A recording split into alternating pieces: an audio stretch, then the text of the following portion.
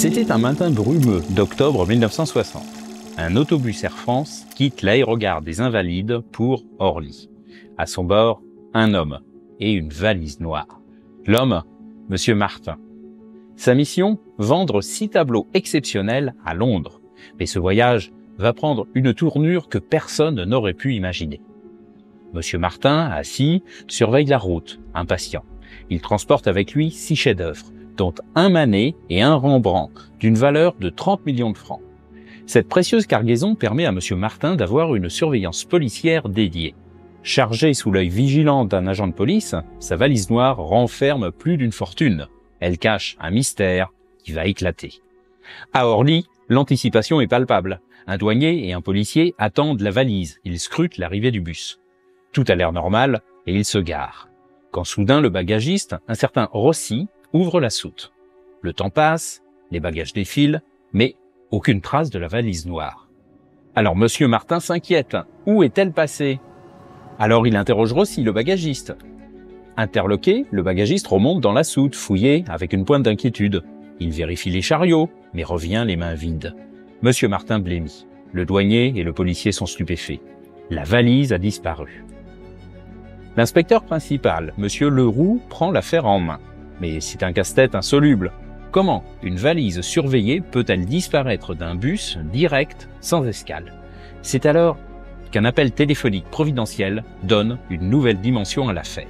Au bout du fil, un policier qui enquête sur un dénommé Risset, un trafiquant d'art.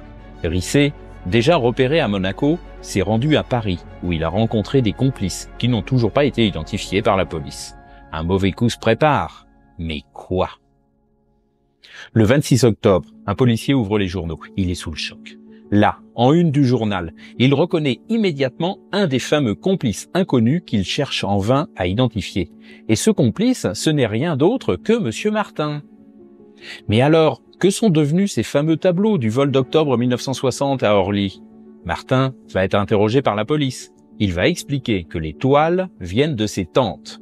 D'origine juive, elles ont fui leur Allemagne natale en emportant leurs trésors et se sont réfugiées dans le Puy-de-Dôme en 1934. Et ce n'est qu'après leur décès qu'il héritera des toiles. Afin de vérifier ces affirmations, on interrogea la police allemande.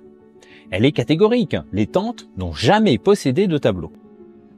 Et d'ailleurs, ils sont curieux ces tableaux.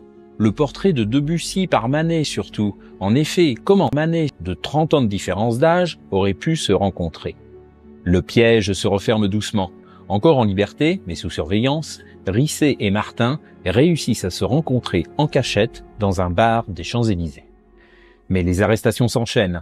On retrouve la valise noire et surtout les tableaux. C'est alors que l'identité d'un nouveau complice est dévoilée. Mais c'est Rossi, le bagagiste d'Air France. Et oui, quand le bus était arrivé à Orly, il avait arraché l'étiquette de la valise noire et à la place, il avait une étiquette « Bagages non enregistrés ». Cette étiquette était utilisée pour les vols annulés, quand il fallait rendre les bagages aux passagers qui ne partaient pas. Comme ça, la valise noire, avec cette nouvelle étiquette, avait donc été renvoyée au guichet où un complice l'avait discrètement récupérée. Toutefois, les tableaux n'avaient aucune valeur. Toute cette manipulation était en fait une simple arnaque à l'assurance. Les tableaux avaient été achetés aux puces. En les faisant passer pour des toiles de maître prétendument volées, l'assurance ne pouvait pas les faire expertiser, ce qui arrangeait bien les escrocs vu qu'il s'agissait de faux tableaux très grossiers. De cette manière, les arnaqueurs pouvaient toucher l'argent de l'assurance comme s'il s'agissait de tableaux de très grand prix.